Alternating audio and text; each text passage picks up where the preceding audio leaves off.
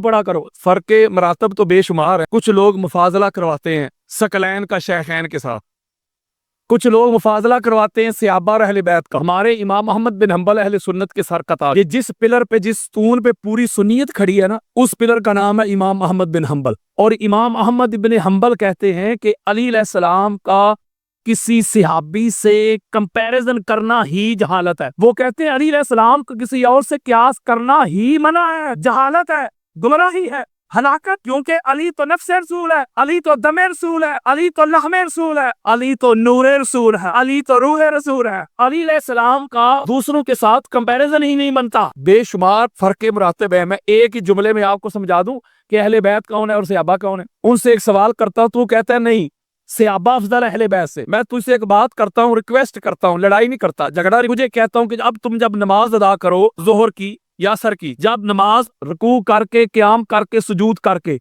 जब कबूलियत के लिए जब तशहुद में बैठ जाओ, तो ऐसे करना, कहना अल्लाहुम्मा सल्ली अला मुहम्मदिन व अला अस्हाबे मुहम्मद कमा सल्लैता अला इब्राहीम व अला अस्हाबे इब्राहीम इन्नका हमीदुम मजीद। मैं कह रहा हूं तू ऐसे पढ़ना ना। अब मौलवी साहब कहेगा नहीं ऐसे पढ़ूंगा तो नमाज नहीं होगी। मैं कहूंगा मौलवी जी हुन भी नहीं पता लग गया अहले बैत कौन है और सहाबा कौन। हाँ जरा कोई हनफी हो, बरेलवी हो, शवाफी हो, मालकी हो, जाफरी हो, जब नमाज अदा करता है जब तक अहले बैत पे दरूद ना पढ़े उसकी नमाज होती नहीं।